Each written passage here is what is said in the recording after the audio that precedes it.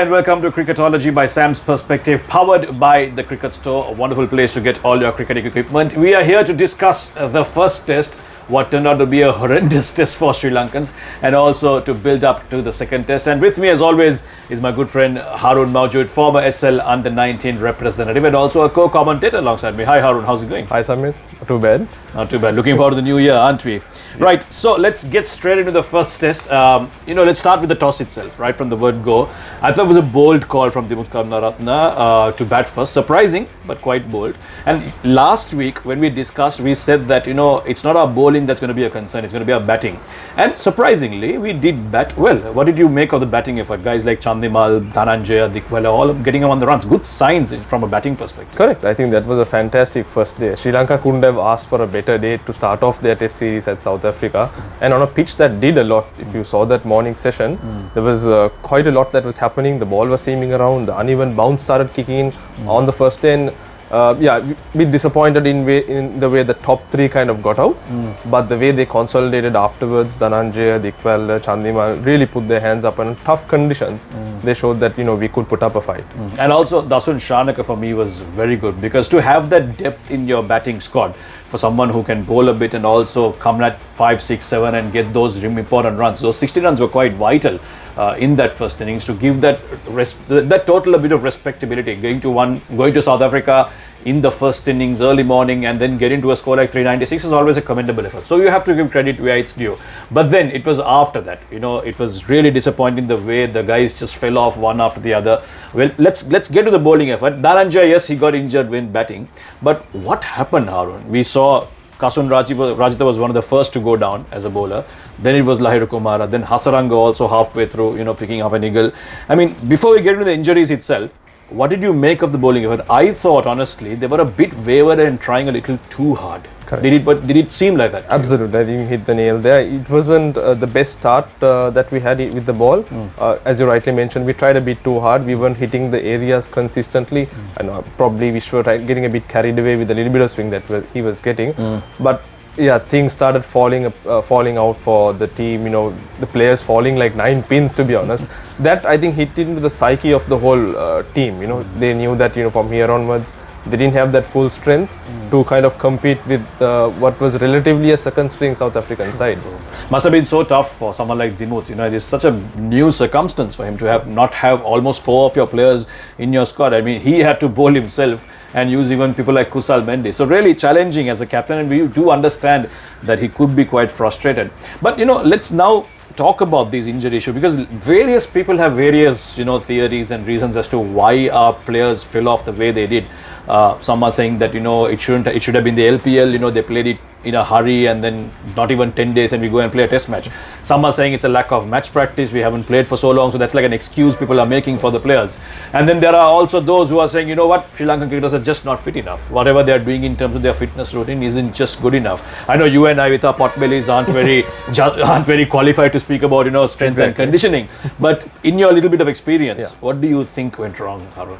Yeah, so I would definitely write off this LPL as an excuse, because I don't think you can take, maybe the load probably on certain players could have been, quite heavy, and that being carrying on to a test arena. But, if you look at the LPL, it was originally scheduled to be played much before than when it was played. So I think we should kind of put that out of the window as professional cricketers.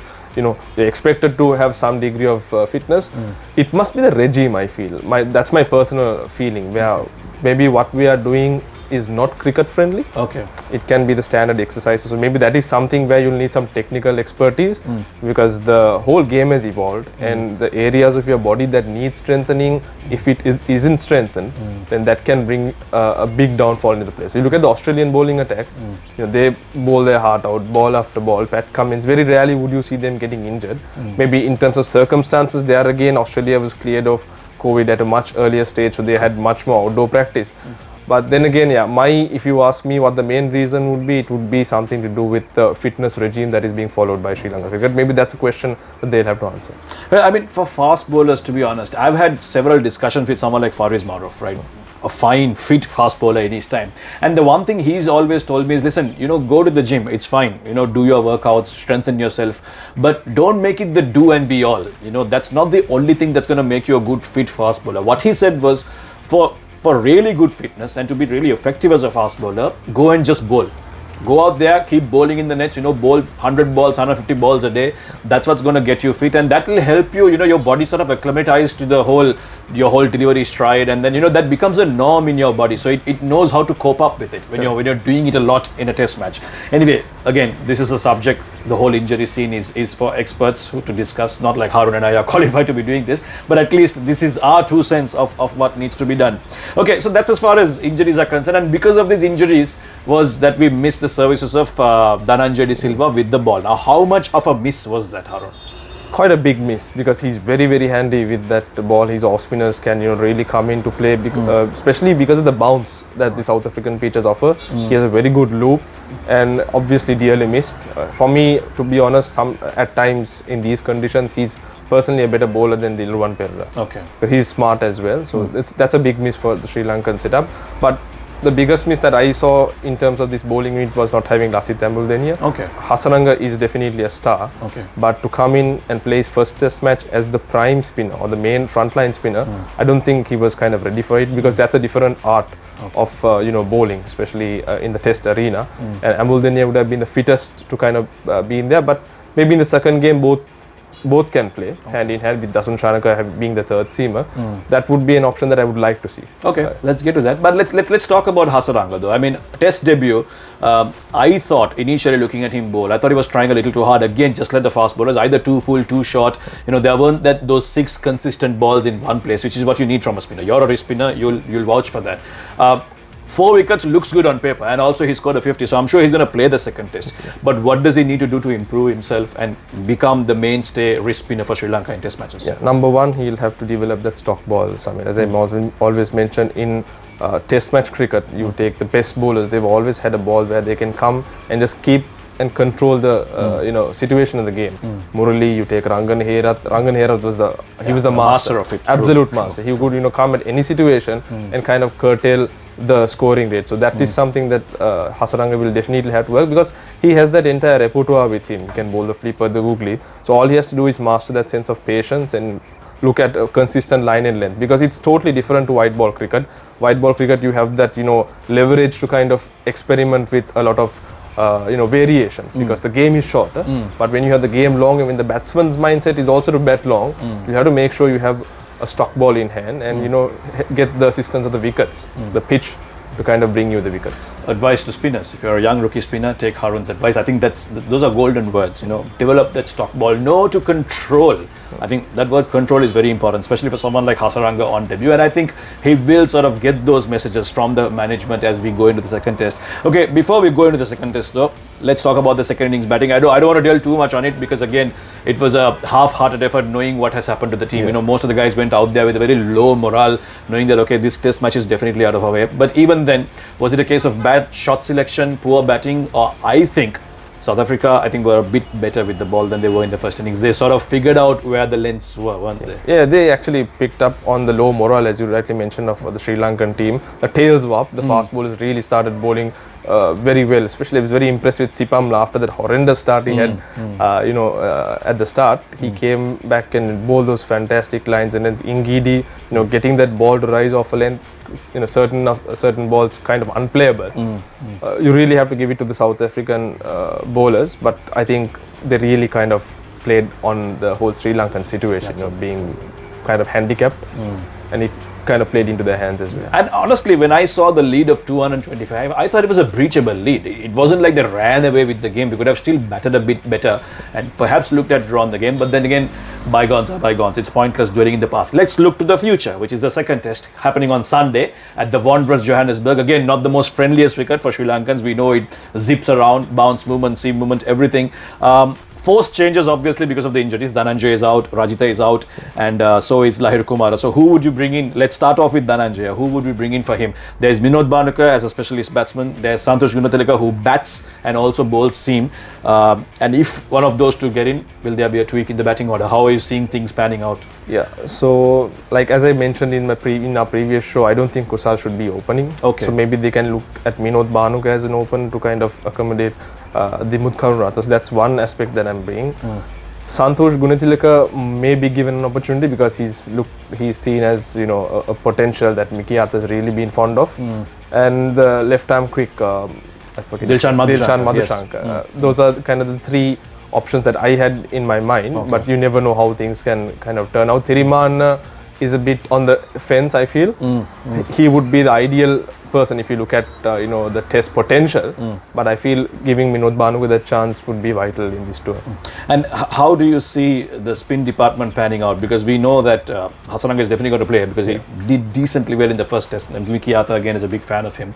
Are you seeing maybe Dilruwan Pereira to count on his experience, the stop ball that you mentioned, to couple with Hasaranga, or is it going to be, like you said, Ambul Denia to be that mainstay spinner alongside Vanya? Who do you think is going to looking at the records as well and the art of bowling, I feel Ambul Denia will be a better bet on that wicket, and Dilruwan, I feel with the age factor to come in play, it will be better if Sri Lanka cricket can give exposure to the next generation of players. With all due respect to Dilruwan Pereira, fantastic bowler, but that is the whole purpose. I think as much as we want to win matches, I think it's about building our next generation as well. So as long as we give them match practice and match opportunity there, it's only then we'll kind of improve them.